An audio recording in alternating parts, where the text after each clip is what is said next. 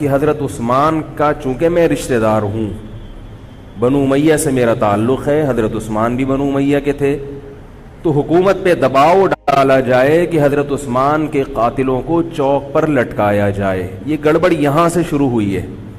بات آ رہی ہے سمجھ میں؟ حکومت سے مطالبہ ہے کہ حضرت عثمان کے قاتلوں کو چوک پر لٹکایا جائے۔ یہ مطلب نہیں تھا حضرت معاویہ کا کہ حکومت کا اہل میں ہوں، مجھے خلافت دی جائے، میں علی کو نہیں مانتا یا میں علی کو معاذ اللہ برا سمجھتا ہوں، ایسا نہیں تھا۔ آج کل بعض لوگ یہ کہتے ہیں کہ حضرت معاویہ کے حکم سے حضرت علی کو گالیاں دی جاتی تھیں، یہ غلط ہے۔ یاد رکھو عربی کے لفظ کا ترجمہ اردو میں، یہ بہت سے لوگ نا ان کو عربی زبان سے ذرا بھی واقفیت نہیں ہے، چھوٹے چھوٹے بچے آ کے بیٹھ گئے ہیں۔ عربی میں کسی پر اعتراض کرنا، اس کی پالیسیوں کو غلط قرار دینا، اس کو بھی سب و شتم کہا جاتا ہے۔ اردو میں ہر جگہ اس کا ترجمہ گالیاں نہیں ہوتا، گالیوں کا مطلب تو ہمارے ہاں کچھ اور سمجھا جاتا ہے۔ آپ کسی پر اعتراض کر رہے ہو، اس کو تو سب و شتم کہا جائے گا۔ سب و شتم میں گالیاں بھی آتی ہیں، کسی کی پالیسیوں سے اختلاف کرنا، اس کی رائے پر رد کرنا، یہ بھی آتا ہے۔ لیکن اردو میں گالی کا مطلب برا لفظ ہے، گالی کوئی شریف آدمی نہیں دیتا۔ خیر، میں یہ عرض کر رہا تھا کہ حضرت عثمان رضی اللہ تعالی عنہ کے قاتلوں سے قصاص کا دعا کریں، میں جلدی سے اس موضوع کو سمیٹ کے آج ختم کر دوں۔ حضرت عثمان کے قاتلوں سے قصاص لیا جائے۔ حضرت علی رضی اللہ تعالیٰ عنہ کا موقف یہ تھا کہ مدینہ میں حضرت عثمان کے قاتلوں کا جو ٹولہ ہے وہ اتنا مضبوط ہے کہ اگر میں نے ان سب کو پکڑ پکڑ کے لٹکانا شروع کر دیا تو مدینہ میں امن و امان کی صورتحال خراب ہو جائے گی۔ حکومت بھی دہشت گردی کے خلاف جب ایکشن لیتی ہے تو یہ سوچتی ہے نا کہ دہشت گردوں میں کتنی پاور ہے، تمیز سے، طریقے سے۔ اب یہ ایک اختلاف تھا جو بڑھنا شروع ہو گیا۔ اس اختلاف کے پیچھے نہ حکومت کی لالچ، نہ پیسے کی لالچ، نہ دولت، یہ سب الزامات ہیں اسلام دشمنوں کے جو انہوں نے صحابہ پر لگائے ہیں۔ نہ حضرت علی پر کوئی الزام لگایا جا سکتا ہے اس مسئلے میں، نہ حضرت معاویہ پر۔ رائے کا اختلاف ہے، رائے کا اختلاف۔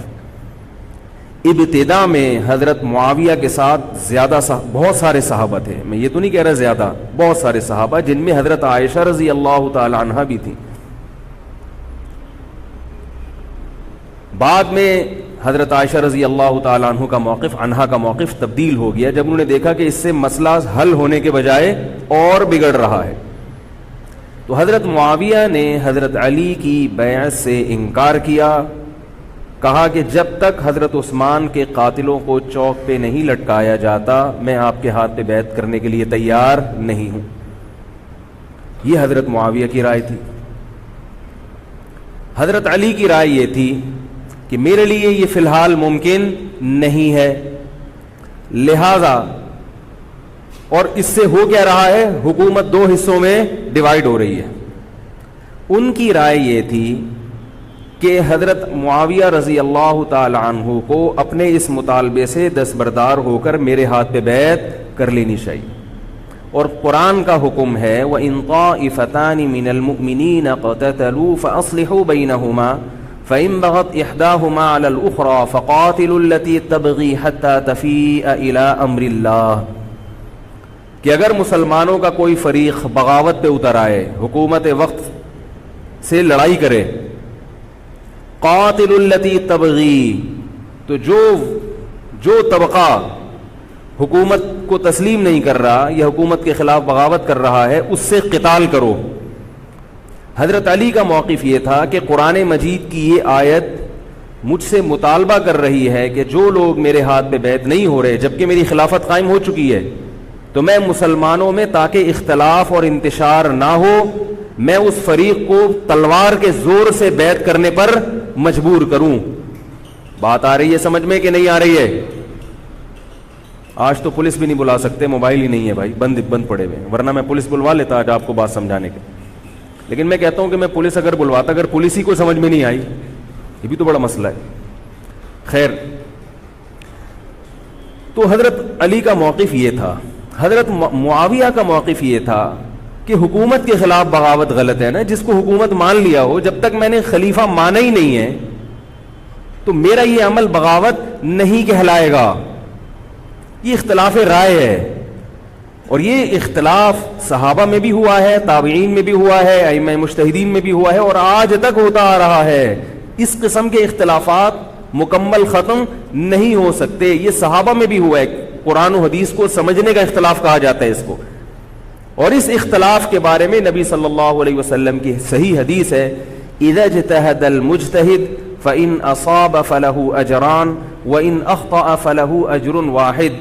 جب کوئی مجتہد اجتہاد کرتا ہے, کیا مطلب قرآن و حدیث کو سمجھنے کی کوشش کرتا ہے, اگر وہ صحیح نتیجے پر پہنچ جائے تو اس کو 2 اجر ملتے ہیں, اگر غلط نتیجے پر پہنچے تو بھی 1 اجر ملتا ہے اس کو, اس لیے کہ اس کے بس میں جو تھا وہ اس نے کر لیا.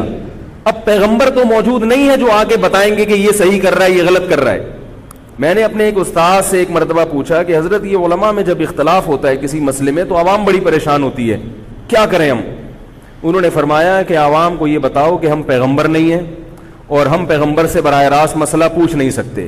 ہمارے پاس جو قرآن و سنت ہے اور جو فقہائے کرام نے اس قرآن و سنت کی تشریح کی ہے, جو فقہ کی کتابیں ہیں, ہم اس میں دیکھتے ہیں.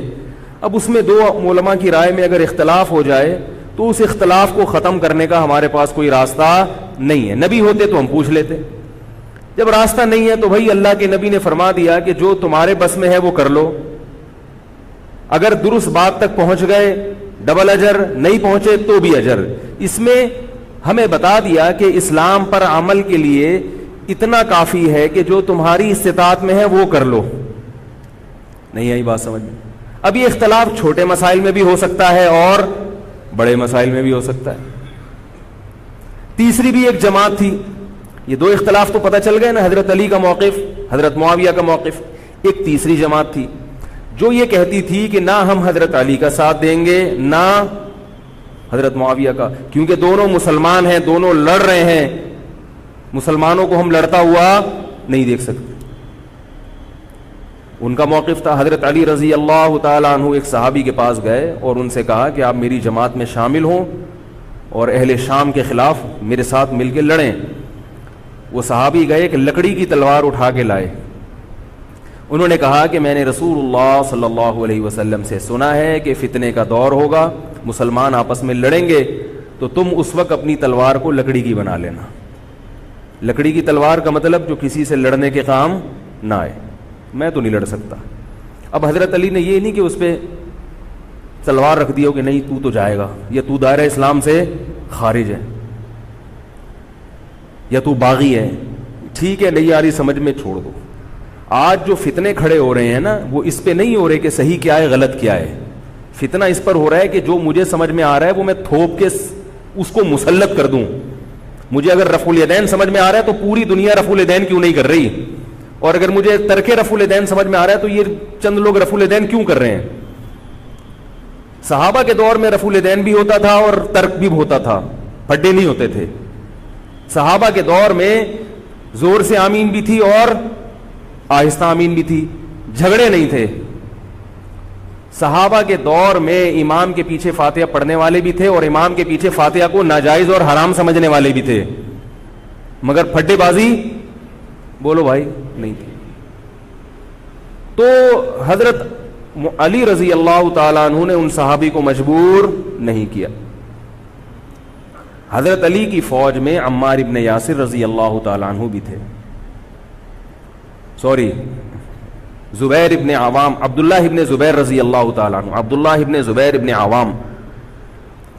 حدیث میں آتا ہے کہ جب جنگ صفین میں, جنگ جمل میں دونوں فوجیں آمنے سامنے کھڑی ہوئی ہیں, زبیر ابن عوام رضی اللہ تعالیٰ عنہ نے تقریر کی, اہل شام سے خطاب کر کے کہا کہ اے اہل شام, ہم جانتے ہیں کہ تمہارے ساتھ محمد صلی اللہ علیہ وسلم کی زوجہ ہیں حضرت عائشہ, جو ہمارے موقف سے متفق, یہ صحیح بخاری کی روایت ہے, جو ہمارے موقف سے متفق نہیں ہیں لیکن ہے نبی کی بیوی, اور ساتھ کس کا دے رہی ہیں, تمہارا.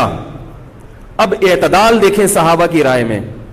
فرمایا اللہ کی قسم ہم یہ جانتے ہیں کہ جیسے وہ دنیا میں نبی کی زوجہ تھی جنت میں بھی نبی کی زوجہ ہوں گی، اگرچہ وہ اس معاملے میں ہمارے خلاف ہیں مگر اس کی وجہ سے ہم ان کے جنتی ہونے کا انکار نہیں کر سکتے۔ کیا مطلب؟ ان کی سمجھ میں جو آ رہا ہے وہ اس کے حساب سے کر رہی ہیں، لیکن ہماری سمجھ میں ان کی بات نہیں آ رہی۔ کیوں؟ اس لیے فرمایا کہ ہم یہ دیکھ رہے ہیں کہ اللہ ہمیں نبی کی زوجہ عائشہ رضی اللہ تعالی عنہا کے ذریعے آزما رہا ہے کہ تم نبی کی زوجہ کو دیکھتے ہو یا قرآن کے حکم کو دیکھتے ہو۔ قرآن کہہ رہا ہے کہ خلیفہ کے خلاف بغاوت نہیں ہو سکتی، کائنم من کان، بغاوت کرنے والا کوئی بھی کیوں نہ ہو۔ تو نہ چاہتے ہوئے بھی ہم تمہارے خلاف آگے کھڑے ہوئے ہیں۔ خدا کی قسم اس آزمائش میں ہمیں کس نے ڈالا ہے؟ اللہ نے ڈالا ہے۔ وہ لوگ جو حضرت عائشہ رضی اللہ تعالی عنہا پر تہمتیں لگاتے ہیں، جو حضرت معاویہ کو برا بھلا کہتے ہیں، وہ لوگ حضرت علی اور ان کے ساتھیوں سے سبق کیوں نہیں سیکھ لیتے؟ ایک مرتبہ میرے پاس ایک سوال آیا، سوال کرنے والے نے حضرت معاویہ کی شان میں گستاخی کا پورا ایک باب باندھا ہوا تھا۔ اس نے کہا کہ جس نے نبی کے داماد کے خلاف تلوار اٹھائی وہ اسلام میں معاذ اللہ کیسے ہو سکتا ہے، اور ایسے برے برے القاب کہ میں زبان پہ بھی نہیں لا سکتا۔ میری عادت ہے شارٹ کٹ جواب دینے کی، گل ویلے دی تے پھل موسم دا، اتنا ٹائم تھوڑی ہے کہ ہر آدمی کے سوال کو لے کے بیٹھ جائیں۔ میں نے کہا آپ کے جواب میں اتنا کافی ہے کہ یہ وہ الزامات ہیں کہ جس کے خلاف تلوار اٹھائی اس نے بھی یہ الزامات نہیں لگائے، مدعی سست اور گواہ چست۔ نہیں آ رہی میرا خیال ہے بات؟ جو حضرت علی کے ساتھ تھے انہوں نے تو یہ کچھ حضرت معاویہ کے خلاف نہیں کہا، انہوں نے تو وہ تو پھر بھی جنتی مان رہے ہیں، ایک دوسرے کی نماز جنازہ میں شریک ہو رہے ہیں، مال غنیمت کو تقسیم نہیں کر رہے، ایک دوسرے کی عورت پہ ہاتھ نہیں اٹھا رہے، احترام کر رہے ہیں، ایک دوسرے کے پیچھے جنگ ختم ہونے کے بعد نمازیں پڑھی جا رہی ہیں۔ اللہ تعالیٰ نے یہ مثال صحابہ کی قائم کی ہے دنیا کو دکھانے کے لیے کہ ان میں اتنا بڑا اختلاف ہو کہ تلواریں بھی چل جائیں تو وہ اختلاف بھی حدود سے تجاوز نہیں کرتا، اور ہمارے چھوٹے چھوٹے اختلافات میں کیا ایک دوسرے کے خلاف بہتان تراشیاں اور زبان درازیاں ہوتی ہیں۔ تو یہ اختلاف تھا حضرت علی اور حضرت معاویہ کا، جس میں تین فریق تھے۔ ایک حضرت علی تھے، ان کا موقف یہ تھا کہ میرے لیے تلوار اٹھانا واجب ہے۔ حضرت علی کے ساتھ جو لوگ تھے ان کا بھی یہ موقف تھا۔ حضرت معاویہ کا یہ موقف تھا کہ میں باغیوں کی فہرست میں آتا نہیں ہوں۔ کیوں نہیں آتا؟ اس لیے نہیں آتا کہ میں نے خلافت کو تسلیم نہیں کیا، اور ان کے ساتھ بھی صحابہ کرام کی ایک جماعت تھی۔ اور تیسرا موقف، بہت سارے صحابہ یہ تھے جو کہتے تھے ہم کسی کا ساتھ نہیں دیں گے، دونوں طرف مسلمان ہیں، ہماری تلوار سے کسی مسلمان کا خون ہو ہم یہ برداشت نہیں کر سکتے۔ ہماری رائے یہ ہے، اہل سنت والجماعت کی رائے یہ ہے کہ یہ ان تینوں فریقوں میں جو برحق تھے وہ حضرت علی تھے، کیونکہ حکومت تھی ان کے پاس۔ باقی جو دونوں فریق تھے صحابہ کرام کے، ان سے غلطی ہوئی ہے، مگر یہ غلطی اجتہادی ہے، یہ نفس پرستی والی غلطی، حکومت کی لالچ والی، دولت کی لالچ والی، یا ہٹ دھرمی والی یا ضد والی غلطی بولو بھائی نہیں ہے۔ یہ وہ غلطی ہے جس کے بارے میں محمد صلی اللہ علیہ وسلم نے فرمایا کہ اگر مجتہد سے غلطی ہوتی ہے تو بھی اس کو اجر ملتا ہے، کیونکہ اللہ نے قرآن میں فرمایا فاتقوا اللہ ما استطعتم، اللہ سے اتنا ڈرو جتنی تم میں استطاعت ہے۔ تو ان کی جتنی سمجھ میں آیا انہوں نے اس حساب سے کیا۔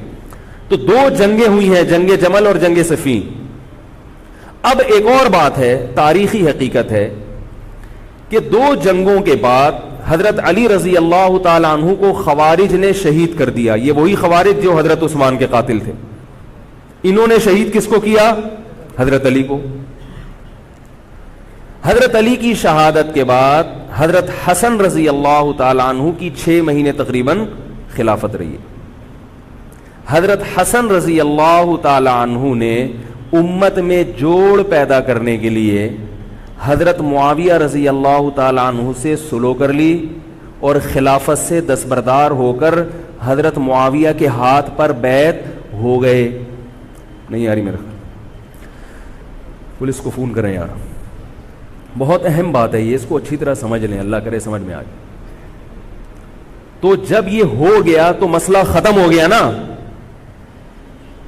لوگوں نے حضرت حسن سے کہا, یہ میں بالکل مستند روایتیں پیش کر رہا ہوں, اس کے سب کے حوالے ہیں, اور بہت ایسا نہیں ہے کہ تاریخ کی کتابوں کے, یہ احادیث کی کتابوں کے سے پیش کر رہا ہوں. حدیث کا جو معیار ہے وہ تاریخی کتب سے بہت زیادہ ہوتا ہے.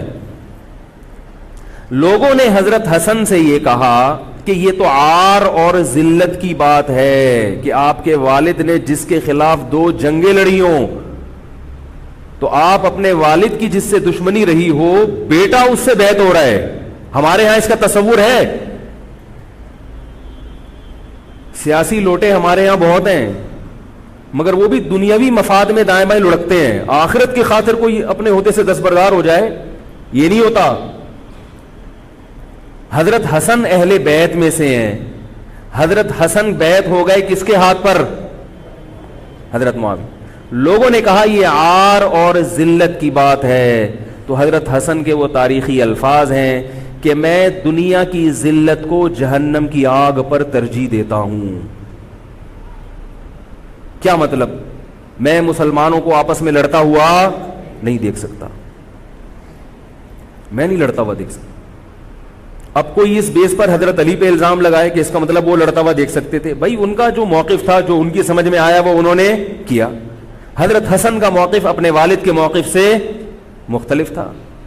یہ اختلاف رائے ہو سکتا ہے.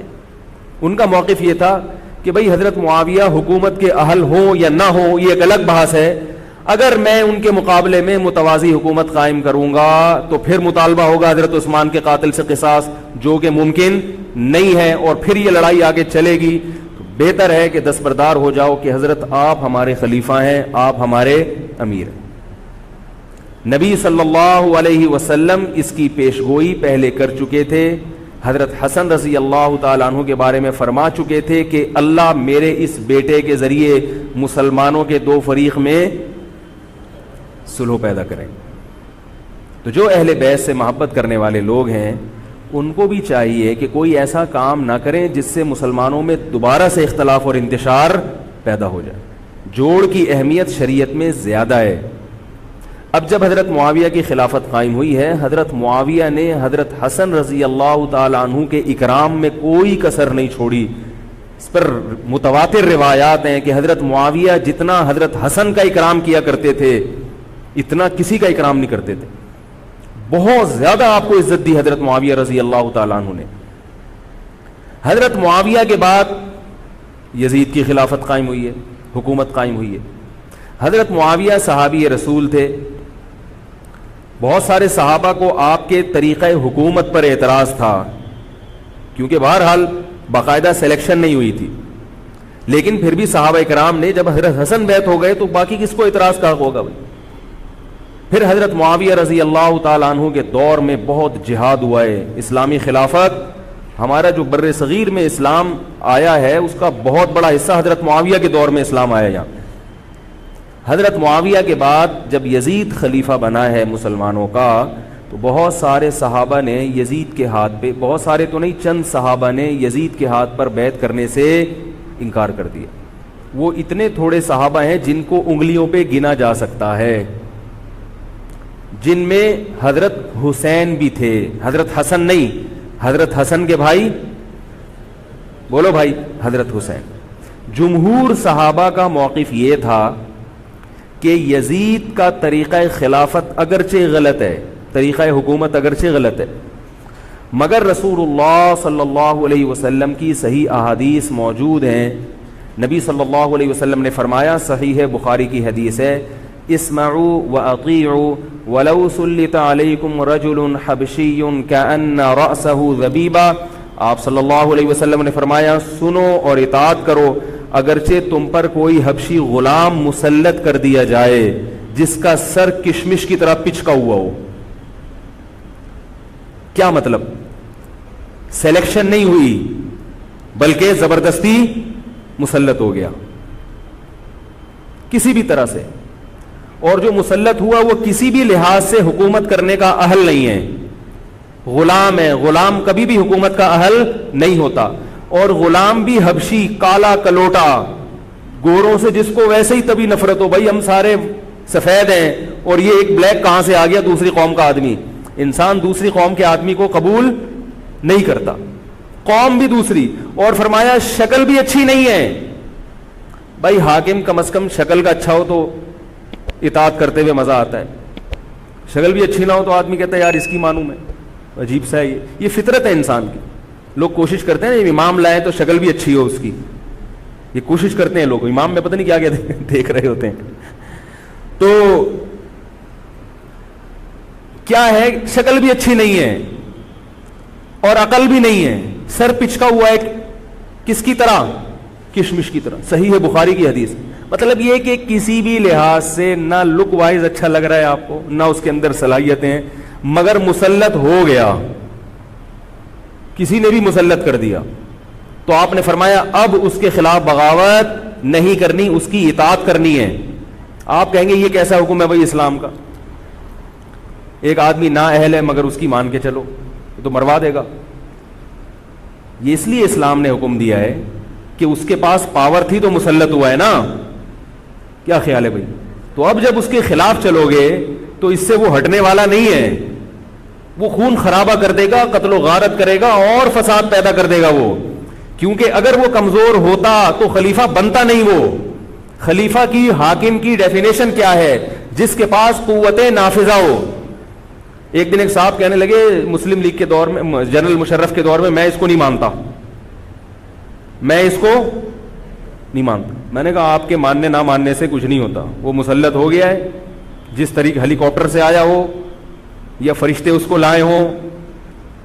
کیونکہ حاکم کی جو ڈیفینیشن ہے کہ جس کے پاس قوت نافذہ ہو. قوت نافذہ اردو کا گاڑا لفظ ہے. قوت نافذہ کہتے ہیں کہ جب وہ کچھ کہتا ہو تو کر کے دکھا سکتا ہو, چاہے فوج کے ذریعے, چاہے پولیس کے ذریعے, چاہے کسی بھی طریقے. ایک آدمی کو پوری قوم نے سلیکٹ کر لیا مگر اس کی سنتا کوئی نہیں ہے, وہ کچھ کہتا ہے تو اس کے منہ سے الفاظ نکل کے ہوا میں تحلیل ہو جاتے ہیں, چلتی کسی اور کی ہے, وہ جو کہتا ہے کر کے دکھا دیتا ہے. تو اصل حاکم کون ہے؟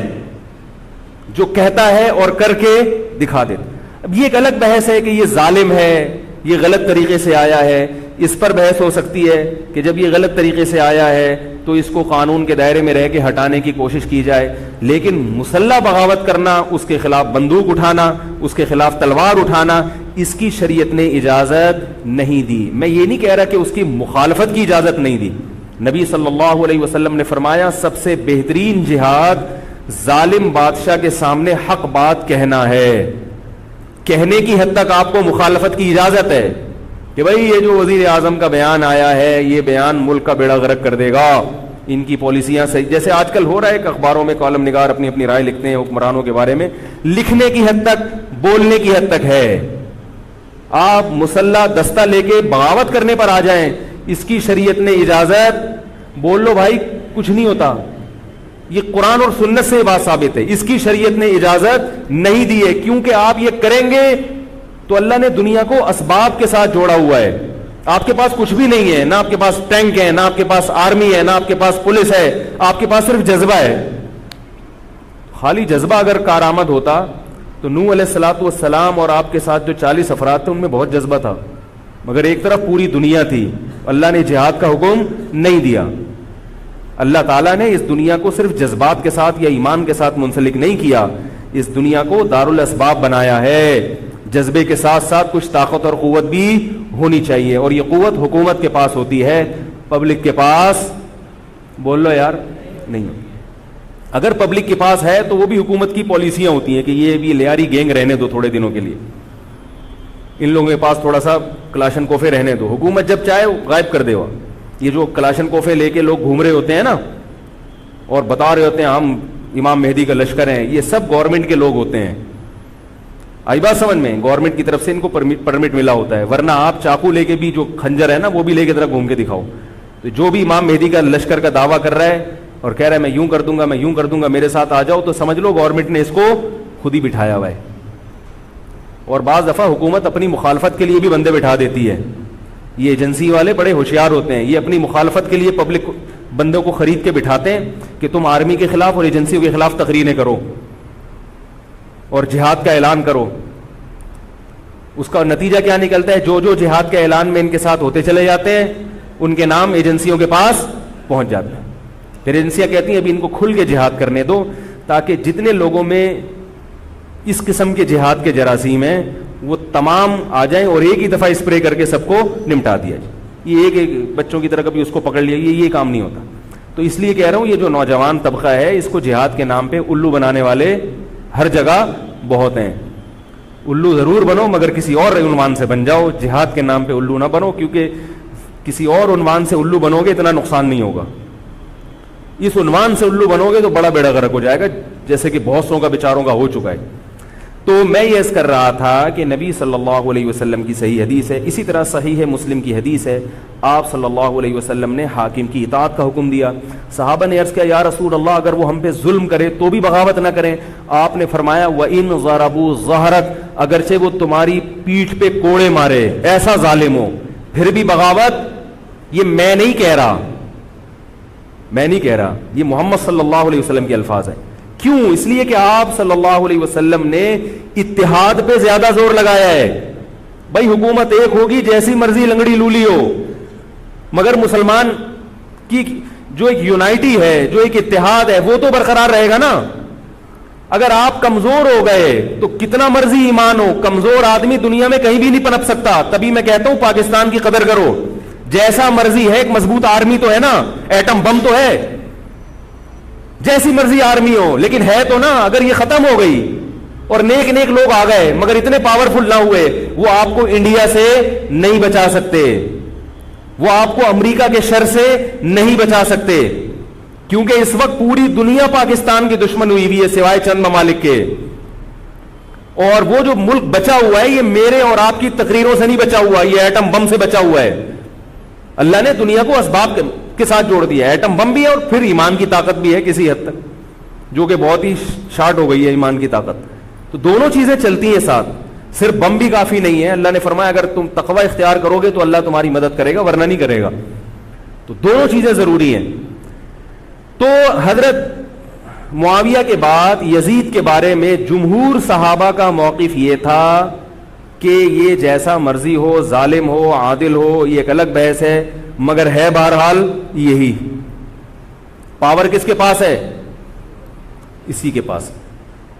حضرت حسین رضی اللہ تعالیٰ عنہ کا موقف یہ تھا کہ میں یزید جیسے آدمی کے ہاتھ پر بیعت کرنے کے لیے تیار. بولو بھائی, نہیں, میں نہیں بیعت کرتا اس کے ہاتھ, کیونکہ یزید کے بارے میں خبریں تھیں, بعض کہتے تھے شراب پیتا ہے. حضرت مفتی محمد تقی عثمانی صاحب کا انہوں نے فرمایا ہے کہ کسی مستند روایت سے ثابت نہیں ہے شراب پینا.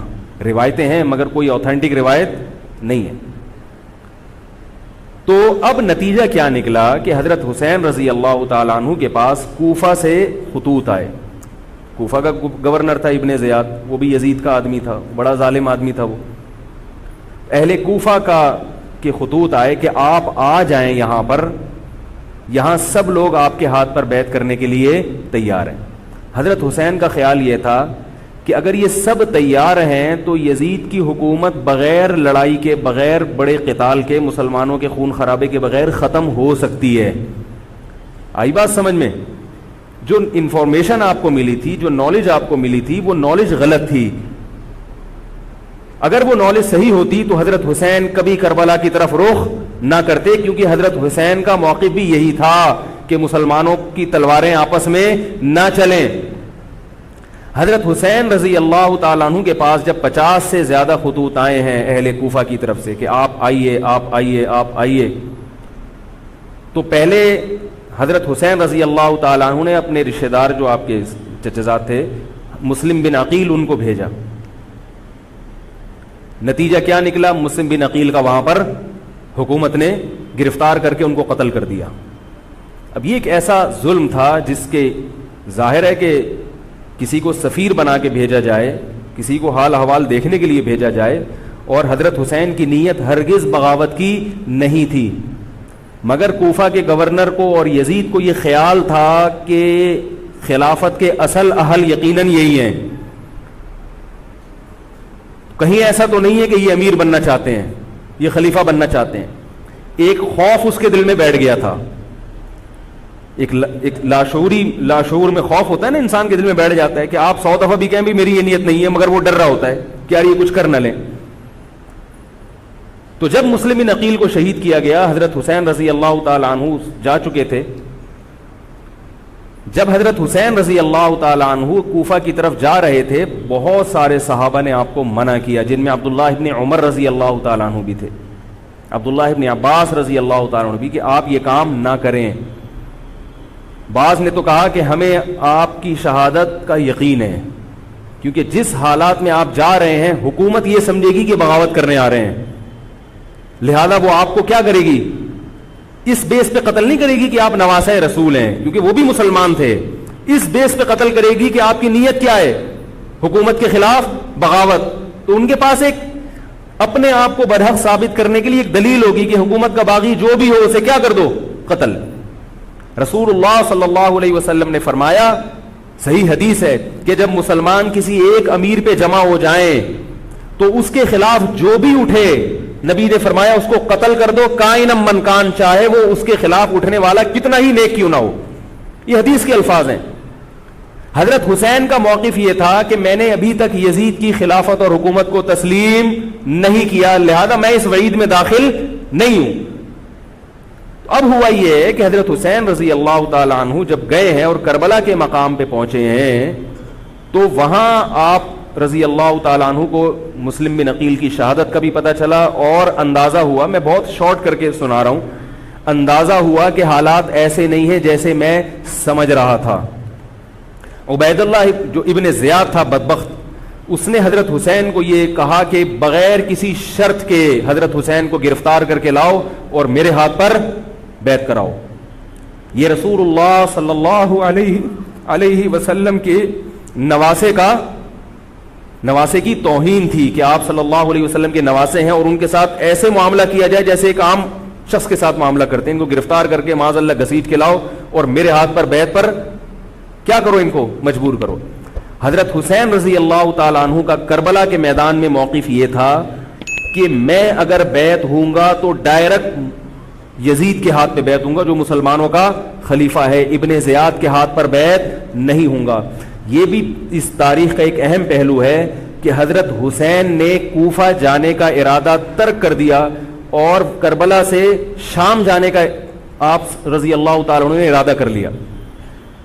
اور بعض مورخین نے لکھا ہے کہ حضرت حسین جو واپس آ رہے تھے تو وہ کربلا سے گزر رہے تھے, وہ واپسی کا راستہ ہی شام کا راستہ ہے. نہیں یاری بات میرا خیال ہے سمجھ, وہ جس ٹریک پر چل رہے تھے وہ راستہ کون سا ہے, وہ شام کو جاتا ہے. یہ اس کی علامت ہے کہ آپ یزید سے ملاقات کے لیے, مذاکرات کے لیے تیار, بولو بھائی, ہو چکے تھے کہ میں خود براہ راست یزید سے مل کے حال احوال دیکھتا ہوں, اگر مجھے سمجھ میں آئے تو میں اس کے ہاتھ میں بیعت ہو جاؤں گا. حضرت حسین رضی اللہ تعالی عنہ کا مقصد حکومت کے خلاف تلوار اٹھانا, بولو بھائی, نہیں تھا, ورنہ وہ اس کے لیے تیار نہ ہوتے. مگر جو ابن زیاد تھا اس نے حضرت حسین رضی اللہ تعالی عنہ اور آپ کے ساتھ جتنے اہل بیت تھے ان پر ظلم یہ کیا اس بدبخت نے کہ اس نے انہیں شام جانے کا راستہ نہیں دیا اور اس میں اپنی توہین محسوس کی کہ میرے ہاتھ پر بیعت کیوں نہیں ہو رہے, اور لشکر بھیجا جس لشکر نے چاروں طرف سے حضرت حسین رضی اللہ تعالیٰ عنہ کو گھیرا.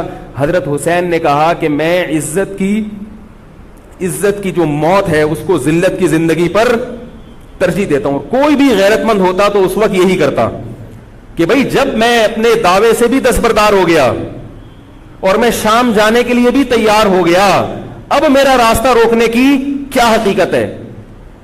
اللہ تعالیٰ کوفہ کے گورنر کے ذریعے حضرت حسین کا قتل کروانا چاہتے تھے تاکہ اس کی بدبختی ساری دنیا کے سامنے ظاہر ہو جائے. اگر حضرت حسین پھر بھی تلوار چلاتے, پھر بھی لڑتے, تو حضرت حسین پر یہ الزام لگایا جا سکتا تھا کہ معاذ اللہ آپ باغیوں میں ہیں. تو اللہ تعالیٰ نے اپنے نبی کے نواسے کو اس الزام سے محفوظ رکھا اور آپ نے لڑائی کا ارادہ ترک کر دیا. حضرت حسین نے کربلا کے میدان میں جو لڑائی لڑی ہے وہ اقدامی لڑائی نہیں تھی, وہ دفاعی لڑائی تھی. دیکھو جب حکومت آپ کو گھیر لے چاروں طرف سے, آپ کہیں ٹھیک ہے بھائی میں لڑائی سے دستبردار ہوتا ہوں, مجھے میرے گھر جانے دو. حضرت حسین کا ایک مطالبہ یہ بھی تھا کہ یا تو مجھے واپس جانے دو مدینہ, میں جہاں سے آیا ہوں وہیں جا رہا ہوں واپس, مکہ جانے دو یا مدینہ جانے دو. ان کا ایک مطالبہ تھا کہ نہیں، ان کو گرفتار کر کے لاؤ اور زبردستی ہمارے ہاتھ پر بیعت کراؤ. یہ ظلم تھا. نتیجہ کیا نکلا ہے کہ کربلا کے میدان میں آپ کو گھیر کر آپ کو بھی شہید کر دیا گیا، اور جتنے اہل بیت تھے مرد سوائے امام زین العابدین کے جو حضرت حسین رضی اللہ، حضرت حسن کے بیٹے تھے، ان کے علاوہ جتنے بھی اہل بیت تھے ان سب کو قتل کر دیا گیا. اور یہ اسلامی تاریخ پر ایک بدنما داغ ہے یہ واقعہ کہ ایک اسلامی حکومت تھی اور اس کے اسلامی حکمران تھے، اور ان حکمرانوں کے ہاتھوں محمد صلی اللہ علیہ وسلم کے نواسے کا سر جو ہے وہ گردن اڑائی گئی ہے. مجھ سے خدا کی قسم یہ الفاظ ادا نہیں ہو رہے، میں اپنے جذبات پہ بہت زیادہ کنٹرول کر رہا ہوں. وہ منظر کیا ہوگا کہ جب نبی صلی اللہ علیہ وسلم کے نواسے، آپ صلی اللہ علیہ وسلم کے نواسے کی گردن اڑائی گئی ہوگی. تو یہ بہت ایک اسلامی تاریخ میں ایک بدترین واقعہ ہے. لیکن بات یہ ہے کہ جب یہ واقعہ ہو گیا اور قتل کر دیا گیا، باقی جتنے بھی جو زندہ بچے تھے اہل بیت وہ یزید کے پاس لے جائے گئے. روایات میں آتا ہے کہ یزید نے ان کا اکرام کیا اور ان کو عزت کے ساتھ تحفے تحائف دے کر واپس کیا. یہ جو کربلا کے واقعات میں جو ظلم کی داستانیں اضافی بیان کی جاتی ہیں، اس کا مستند تاریخی روایات سے کوئی ثبوت بولو بھائی نہیں ملتا. اب لوگوں نے اپنی دکانیں چمکا لی ہیں، پانی نہیں تھا، کئی دنوں سے کھانا نہیں ملا. صحیح روایات سے ثابت ہے کہ حضرت حسین رضی اللہ تعالیٰ عنہ کربلا کے میدان میں وضو کر کے نماز پڑھتے تھے، تو پانی تھا تو. اور بعض نے یہ کہا کہ اہل بیت کی عورتوں کی عزتیں اچھالی گئی ہیں. آپ اس طرح کی باتیں کر کے اہل بیت سے محبت کا اظہار کر رہے ہو یا ان کی توہین کر رہے ہو؟ بولو بھائی. اگر کوئی عزت دار پاک دامن عورت ہو، بالفرض اس کی عزت پہ ڈاکہ ڈلتا ہے بالفرض، تو آپ اس بات کو چھپاؤ گے نا؟ آپ جھوٹ بولو گے، بولو گے نہیں بھائی اس کی عزت پہ کوئی آنچ نہیں آئی ہے. کیونکہ جب عورت کی عزت کو آپ کوئی تار تار کر دے اور آپ ممبر پہ بیٹھ کے اس کو بتا دو، تو وہ عزت تار تار ہونے سے اتنی بے عزتی نہیں ہوگی جتنی اس بات کو بیان کرنے سے اس کی بے عزتی ہوگی. حقیقت یہ ہے کہ کسی مستند روایت سے ثابت نہیں ہے کہ اہل بیت کی عورتوں کی عزتوں کو اچھالا گیا. وہ نبی کے گھرانے کی عورتیں تھیں، ان کا ناخن بھی کوئی نامحرم مرد نہیں دیکھ پاتا تھا. دوپٹہ اتر گیا زینب کا اور زینب کی چادر چھن گئی، یہ سب غلط ہے، یہ سب من گھڑت باتیں ہیں. چونکہ وہ بہرحال مسلمان تھے جو حضرت حسین کے خلاف لڑ رہے تھے، ظالم تھے، اس میں کوئی شک نہیں ہے. اس سے بڑا ظلم اس کائنات میں ہوا نہیں ہوگا کہ ایک شخص جو اپنے آپ کو مسلمان کہتا ہے اور وہ نبی کے نواسے کو قتل کر دے اور اہل بیت کو قتل کر دے. اسلامی سیاست میں اتنی گندی تاریخ ہمیں کبھی بھی نہیں ملتی. حضرت عثمان کا بھی قتل ہوا، وہ بھی بہت بڑا ظلم تھا، مگر یہ ظلم اس ظلم کی نوعیت سے بڑھ کر تھا، کیونکہ حضرت عثمان کا قتل حکومت کے ہاتھوں نہیں ہوا ہے، باغیوں کے ہاتھوں ہوا ہے. یہاں حضرت حسین کا قتل کس کے ہاتھوں ہوا ہے؟ حکومت کے ہاتھوں ہوا ہے، جس پر لوگ بیعت کر چکے تھے. تو یہ اسلامی تاریخ میں ایک بہت بڑا بدنما داغ ہے، مگر اس کو بیان جس انداز سے کیا جاتا ہے اور جتنے قصے کہانیاں من گھڑت سنائے جاتے ہیں ان کا حقیقت سے تعلق نہیں ہے. ہماری نظر میں چاہے پانی بند کیا ہو یا نہیں کیا ہو، کھانا ملا ہو یا نہیں ملا ہو، ہماری نظر میں حضرت حسین رضی اللہ تعالی عنہ کا سر قلم کر دینا ہی کائنات کا بدترین ظلم ہے.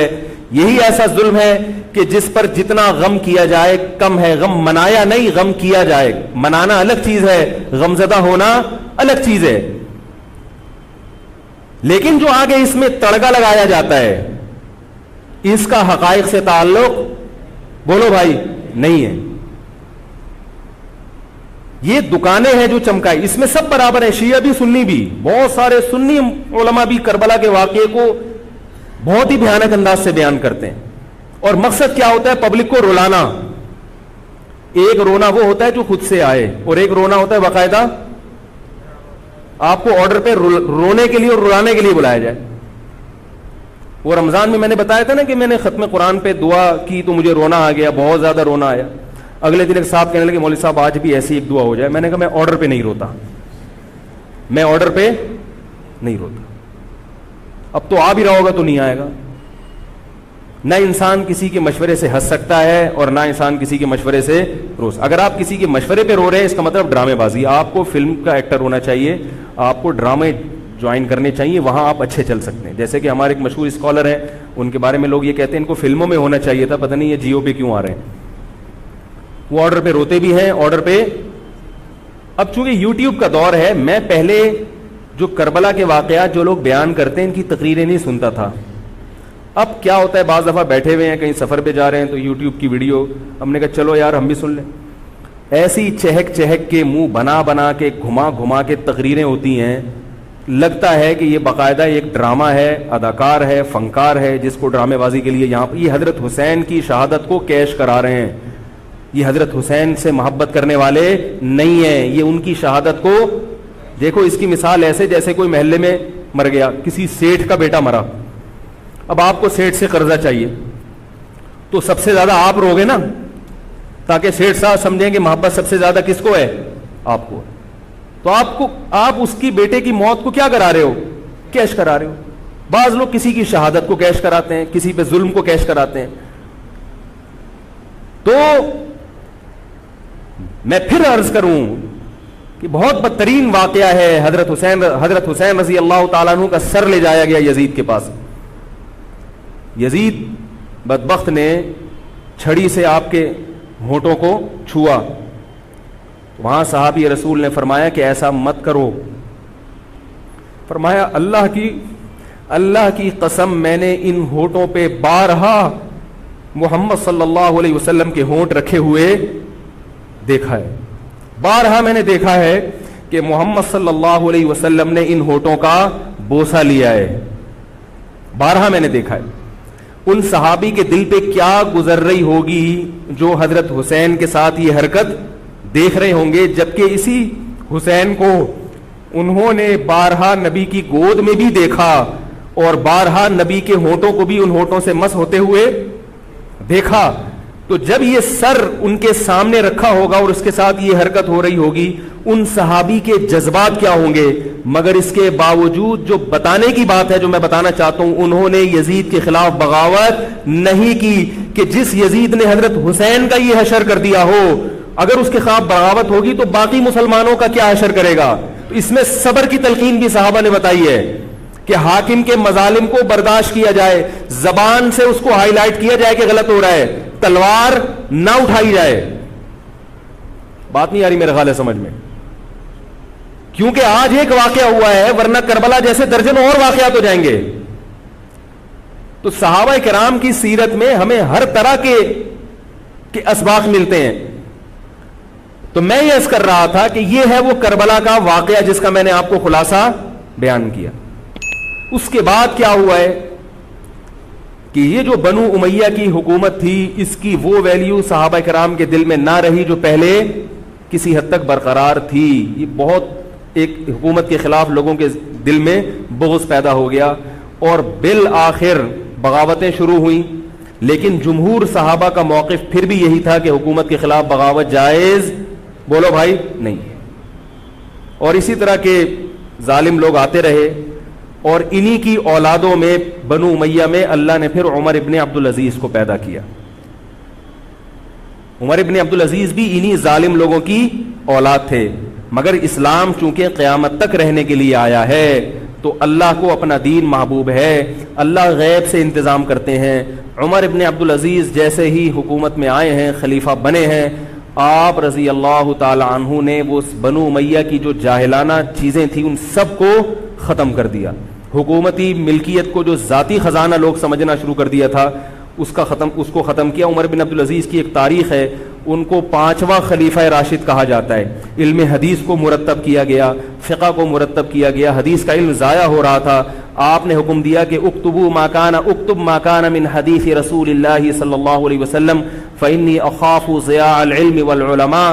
فرمایا مجھے علم اور علماء کے ضائع ہونے کا خطرہ ہے, محمد صلی اللہ علیہ وسلم کی حدیثوں کو ریٹن فارم میں لایا جائے. تو باقاعدہ پھر حدیث کو باقاعدہ جمع کیا گیا کتابوں کی شکل میں, اور آج ہمارے پاس وہ حدیث محفوظ ہیں. فقہاء کرام کا دور آیا تو اللہ تعالیٰ نے حضرت عمر بن عبدالعزیز کے دور میں امت کو الحمدللہ دوبارہ جمع کر دیا. عمر بن عبدالعزیز کے بعد پھر بغاوتیں ہوئیں, بالآخر بنو امیہ کی حکومت کا خاتمہ ہوا, بنو عباس کی حکومت آئی, مگر بنو عباس کی حکومت آنے سے بنو امیہ کی حکومت مکمل ختم نہیں ہوئی. وہی ہوا کہ آپ نے اچھی نیت سے بغاوت کی, مگر اس کا نقصان زیادہ. وہ کیا ہوا, بنو امیہ بھاگ گئے, اندلس میں حکومت قائم کر لی, اور ادھر بنو عباس کی. تو یہ تاریخ میں پہلا واقعہ تھا کہ اسلامی خلافت دو حصوں میں ڈیوائیڈ ہو گئی. اس کے بعد آج تک ایک جگہ مسلمان جمع نہیں ہو سکے. کیوں؟ مسلمانوں نے اس حدیث کی مخالفت کی کہ امیر کے خلاف بغاوت بولو بھائی نہیں کرو. اب میں آپ سے ایک بات کہتا ہوں کہ بالآخر ڈیوائیڈ ہوتے ہوتے ہوتے ہوتے آج پتہ نہیں کتنے سارے اسلامی ملک بن گئے. پاکستان میں الگ ہے, سعودی عرب کی پالیسیاں الگ ہیں, دبئی الگ چل رہا ہے, قطر اور سعودیہ کا پھڈا ختم نہیں ہو رہا. 1920 تک تو پھر بھی خلافت عثمانیہ تھی, اگرچہ پوری دنیا پہ نہیں تھی. ہندوستان میں الگ حکومت تھی, خلافت عثمانیہ الگ تھی, اندلس میں الگ حکومت تھی, مگر پھر بھی مسلمانوں کی 3-4 بڑی بڑی حکومتیں تھیں جو ایک اور کسی حد تک ان میں اتحاد تھا. 1920 میں وہ بھی ختم, اور اتنے سارے ممالک وجود میں آ گئے, سب کی الگ الگ پالیسیاں ہیں. اب جو آدمی خلافت کے نام پہ جہاد کی بات کرتا ہے وہ لوگوں کو ایک امیر پہ جمع نہیں کرے گا. جتنے ملک بن چکے ہیں نا, ان کو مزید توڑ کے, اگر یہ 20 ہیں تو 40 بنا دے گا ان کو. بہت مشکل ہے سمجھانا بھائی. اب اگر کوئی کہتا ہے نا ظالم حاکم کے خلاف تحریک چلاؤ, آؤ ہمارے ساتھ مسلح بغاوت میں شامل ہو, ہم حکومت کے خلاف تلوار اٹھائیں گے, تو نتیجہ کیا نکلے گا؟ یہ سارے مل کے ایک امیر نہیں بن جائیں گے. یہ اگر 20 ہے نا تو کتنے ہو جائیں گے؟ بولو بھائی 40. جیسے جو جماعت المسلمین بنی نا کہ 4 فقہ ہیں, حنفی, شافعی, مالکی, ہم بھی ہم نہیں مانتے, تو سب کو ختم کرو, ایک بناؤ. تو اس ایک بننے سے یہ ختم نہیں ہوئے, بلکہ 4 کے بعد کتنے ہو گئے؟ 5 ہو گئے. نہیں آ رہی بات میرا خیال؟ آ رہی ہے الحمدللہ. اور بھی جو بھی اس کی باتیں کر رہے ہیں نا امت کو اتحاد کے لیے, آ جاؤ میرے پاس آ جاؤ, تو وہ 6واں بنا رہا ہے, 7واں بنا رہا ہے, پھر 8واں بنا رہا ہے, ایسے بنتے چلے آ رہے ہیں. او بھائی جو ہے وہاں بریک لگا دو, اللہ کا واسطہ روک دو ان کو, کوئی بات نہیں, 4 ہیں, جو جس کو فالو کرے ٹھیک ہے, کچھ نہیں ہوتا اس سے, ہمیشہ سے چلے آ رہے ہیں. تو اب اگر ایک خلیفہ نہیں ہے, ہونا تو چاہیے ایک ہی خلیفہ, نہیں ہے تو جو ہے اسی پہ گزارا کرو, ورنہ اس سے بھی جاؤ گے, تمہاری کوئی مضبوط طاقت اور قوت ہوگی نہیں. کافر جب چاہے گا تمہیں ٹیشو پیپر کی طرح استعمال کر کے پھینک دے گا. تو کربلا کے واقعہ سے ہمیں کیا سبق ملتا ہے؟ علامہ ابن تیمیہ رحمہ اللہ تعالی فرماتے ہیں کہ جمہور صحابہ کی جو رائے تھی, حضرت حسین رضی اللہ تعالیٰ عنہ کی بھی اپنی ایک رائے تھی, مگر ابن تیمیہ رحمہ اللہ فرماتے ہیں کہ اگر حضرت حسین رضی اللہ تعالیٰ عنہ کربلا کی طرف خروج نہ کرتے تو ابن تیمیہ کی رائے یہ ہے کہ یہ زیادہ بہتر تھا. اب آپ کہیں گے کہ صحابی رسول کی رائے سے اختلاف کر رہے ہیں, نہ, وہ کہہ رہے ہیں وہ جو جمہور صحابہ تھے جو حضرت حسین کو منع کر رہے تھے وہ بھی تو صحابہ تھے. حضرت حسن بھی تو صحابی تھے. حضرت حسن نے حضرت معاویہ کے خلاف لڑائی نہیں لڑی. تو صحابہ کی 2 رائے تھی, جمہور ایک طرف تھے. تو فرماتے ہیں اگر یہ نہ ہوتا تو زیادہ بہتر تھا. لیکن حضرت حسین رضی اللہ تعالی عنہ کے بارے میں ہمارا موقف یہ ہے کہ وہ یہ سب کچھ اس وقت کے جو حالات تھے اس میں کوئی بھی ہوتا اور غیرت مند ہوتا تو وہ یہ کرنے پر مجبور تھا. اور اس میں دھوکہ کس نے دیا حضرت حسین کو؟ اہل کوفہ نے, جس کا حضرت حسین کو علم نہیں ہو سکا. اب میں آپ سے ایک بات عرض کر رہا ہوں, یہ تو میں نے کربلا کی تاریخ کا آپ کو خلاصہ بیان کیا ہے. اس میں جو میں نے ایک دعویٰ کیا کہ اس میں مظالم جو بیان کیے جاتے ہیں اس میں غلو ہے بہت, اس غلو کی ایک دلیل گل ویلے دی تے پھل موسم دا. اب میں آپ کو تاریخی کتابوں کے حوالے دوں, وہ بہت لمبی بات ہوگی, اس میں بہت تضاد ہے. آپ یہ جو خطیب ہے نا جو کربلا کے مظالم بیان کرتے ہیں, ان خطیبوں کے بیان سنیں, ہر آدمی کا بیان دوسرے سے مختلف ہوگا. یہ خود اس کی علامت ہے, یہ کسی ایک بات پر ٹکنے کے لیے تیار نہیں ہے. ان کا مقصد ہے رونا اور پبلک کو رلانا. رونے کا اپنا ایک مزہ ہے. آپ کہیں گے بھائی رلانے میں کیا ملتا ہے؟ بھائی جیسے ہنسنے کا مزہ ہے ایسے ہی آرڈر پہ باقاعدہ رونے کا بھی ایک تو رونا غم سے ہو رہا ہوتا ہے, اس میں مزہ نہیں آتا. ایک آرڈر پہ جب انسان روتا ہے اس کا اپنا ایک مزہ ہے. تو اللہ کے بندو, حضرت حسین کی شہادت کو کیش مت کراؤ. صحابہ کرام پہ جو مظالم ہوئے ہیں ان کو آپ اپنی ذات کو چمکانے کا اور اپنی دکانداری کا ذریعہ نہ بنائیں, چاہے کوئی سنی ہو یا شیعہ ہو. بعض سنی لوگ بھی بے وقت تڑکا لگاتے ہیں اس میں, تو ایسا نہیں ہے. اس بارے میں نے جو اسٹڈی کی ہے, مطالعہ کیا ہے, سب سے زیادہ مضبوط تحریر, سب سے زیادہ مضبوط موقف حضرت مفتی محمد تقی عثمانی صاحب دامت برکاتہم کا ہے. حضرت مفتی محمد تقی عثمانی صاحب دامت برکاتہم کی شخصیت ایسی ہے، دیکھو جو مولوی ہوتا ہے نا وہ مولویوں کو سمجھتا ہے، پبلک نہیں سمجھتی. ڈاکٹر کو پتا ہے نا کہ کون سا ڈاکٹر اچھا ہے کون سا گڑبڑ ہے. عام آدمی تو اس کو اچھا سمجھیں گے جو لوگوں کو الو بنا رہا ہے. پبلک کو نہیں پتا ہوتا کہ کس میں کتنا دم ہے. او بھائی سونار کو پتا ہوگا نا کہ یہ اصلی سونا ہے یا ہمارے ایک جاننے والے ہیں کباڑ، وہ دھات پہ ہاتھ رکھ کے بتاتے ہیں پیتل ہے، سونا ہے، تانبا ہے، لوہا ہے، ہاتھ رکھ کے بتا دے گا. حالانکہ اس نے کسی یونیورسٹی سے کوئی کورس نہیں کیا، نہ کوئی سائنسدان ہے. وہ کام کیا ہے کباڑ کا، ساری زندگی یہی کام کیا ہے. تو جو مولوی لوگ ہوتے ہیں ان کی ساری زندگی اسی میں گزری ہوتی ہے، پڑھنے پڑھانے میں، بشرطے کہ ہوں بھی مولوی. روحانی علاج والے مولوی نہیں ہوتے، نام کے مولوی ہوتے ہیں. ان کو پڑھنے کے علاوہ دنیا کے سارے کام آتے ہیں. کتابوں سے ان کو نفرت ہوتی ہے، بس جھاڑ پھونک جن چڑیل وہ اسی سے دکانداری چمچاتے ہیں. ہر داڑھی والا ہر پگڑی والا مولوی نہیں ہوتا. تو جو مولوی ہوتا ہے اس کو پتا ہوتا ہے کہ کون سا مولوی کتنے پانی میں ہے. تو میں تو نہیں دعویٰ کرتا کہ میں عالم ہوں، لیکن آپ لوگ تو مجھے مولوی سمجھ کے آئے ہیں نا، عالم سمجھ کے آئے ہیں. تو آپ کے نظریے کے مطابق میں کہتا ہوں کہ اگر آپ مجھے عالم سمجھتے ہیں تو میں آپ کو بتاؤں کہ پاکستان میں حضرت مفتی محمد تقی عثمانی صاحب جیسا مضبوط علم والا، اور علم بھی بہت سے لوگوں کے پاس ہوتا ہے مگر اعتدال نہیں ہوتا طبیعت میں، وہ باہر کے ماحول سے متاثر ہو جاتے ہیں. حضرت مفتی محمد تقی عثمانی صاحب دامت برکاتہم العالیہ وہ علم میں مضبوط بھی ہیں، اور ان کی جو زبان سے نکلے ہوئے الفاظ یا ان کے قلم سے لکھی ہوئی تحریر بہت ہی نپی تلی ہوتی ہے. ایک حرف بھی اس میں غیر ضروری نہیں ہوتا، اور ایک حرف بھی ایسا نہیں ہوتا جو ضروری ہو اور نہ آیا ہو اس میں. بہت کسی فرقے کی مخالفت بھی کرتے ہیں، بڑی تمیز سے کرتے ہیں. وہ ہم لوگوں کی کیا عادت ہوتی ہے، اب کسی کے خلاف چلو تو کوشش کرو دائرہ اسلام سے کسی طرح باہر نکل جائے. کوشش یہی ہوتی ہے، وہ نکل نہیں رہا ہوتا تو مجبوراً پھر اس کو مسلمان ماننا پڑتا ہے. کیا خیال ہے؟ کوشش یہ ہوتی ہے کہ اسلام کا جو دائرہ ہے وہ اس میں میں رہوں اور دو چار میرے مرید رہیں، لیکن چونکہ پبلک اس کو مانتی نہیں تو مجبوراً ان کو بھی دائرہ اسلام میں داخل کرنا پڑتا. تو حضرت مفتی محمد تقی عثمانی صاحب کی جو تحریریں ہیں وہ بڑی جاندار ہوتی ہیں. ان کو پڑھا کرو اللہ کے بندو. عالم کا یوٹیوب سے نہیں پتہ چلتا کون مفتی ہے کون کیا ہے. حضرت مفتی تقی عثمانی صاحب کی پاکستان میں اتنی عزت نہیں ہے جتنا غیروں نے ان کو عزت دی ہے. سعودی عرب میں جاؤ، امام حرم ان سے مسائل پوچھتے ہیں. ایک صاحب نے مجھے بتایا کہ میں نے امام حرم کو 25 منٹ تک ان سے فون پہ بات کرتے ہوئے دیکھا اور ان سے مسائل پوچھتے ہوئے. عرب علماء ان کی قدر کر رہے ہیں، ملیشیا میں ان کی قدر ہے، پاکستان میں لوگوں کو ان کا پتہ ہی نہیں. میں یہ نہیں کہہ رہا کہ وہ ان سے کوئی خطا ہو ہی نہیں سکتی. تکافل کے معاملے میں حضرت مفتی محمد تقی عثمانی صاحب کی جو رائے ہے، تو میں تو بہت ہی چھوٹا آدمی ہوں، میں یہ نہیں کہہ سکتا، لیکن جن علماء کی رائے ان کے خلاف ہے میرا موقف بھی وہی ہے. میں تکافل کے معاملے میں حضرت مفتی تقی عثمانی صاحب کی رائے کو ہم لوگ صحیح نہیں سمجھتے، لیکن بہرحال اجتہادی اختلاف ہے، یہ نہیں کہ وہ غلط ہیں. تو ہماری رائے ہے کہ اس معاملے میں حضرت سے اجتہادی غلطی ہوئی ہے. میری نہیں، میں تو بہت چھوٹا آدمی ہوں ان کے مقابلے میں، لیکن ہمارے بڑوں کی رائے ہے. اور اس کی جو میں نے ٹوٹی پھوٹا جو اس میں تحقیق کی ہے، مجھے بھی تکافل کے ناجائز ہونے پر اطمینان ہے. بہت اس میں بحث کی ہے، دارالعلوم کے علماء سے بھی ملا ہوں. حضرت مفتی محمد تقی عثمانی صاحب دامت برکاتہم کے ساتھ جو مجلس ہوئی جامعۃ الرشید کے علماء کی 3 گھنٹے، اس مجلس میں بھی میں موجود تھا. تو میں نے دونوں طرف کے دلائل بہت اچھی طرح سے سنے ہیں، تو مجھے اس کے ناجائز ہونے پر اطمینان ہے. لیکن مسئلہ اختلافی ہے، تو جب بڑے حضرات میں جو بڑے علماء ہیں ان میں جب اختلاف ہوتا ہے تو پھر عوام کو چاہیے کہ جس کی رائے پہ ذل زیادہ مائل ہو رہا ہے اس کی رائے کو فالو کر لے، کسی دوسرے پر اعتراض نہ کرے. بات آ رہی ہے سمجھ میں؟ انشورنس کا متبادل ہے نا تکافل، پاک قطر تکافل، یا یہ سب میری رائے میں یہ سب ناجائز ہے. اس پر میں کبھی بیان کروں گا کیوں ناجائز ہے. تو بیان تو نہیں کرنا چاہیے، ان اختلافی مسائل کو ممبر پہ نہیں لانا چاہیے، لیکن یہ کہ اب ہر عالم تک اپنی بات پہنچانا بڑا مشکل ہے. تو میں چاہتا ہوں ایک بیان ایسا ہو تاکہ علماء تک بات پہنچ جائے.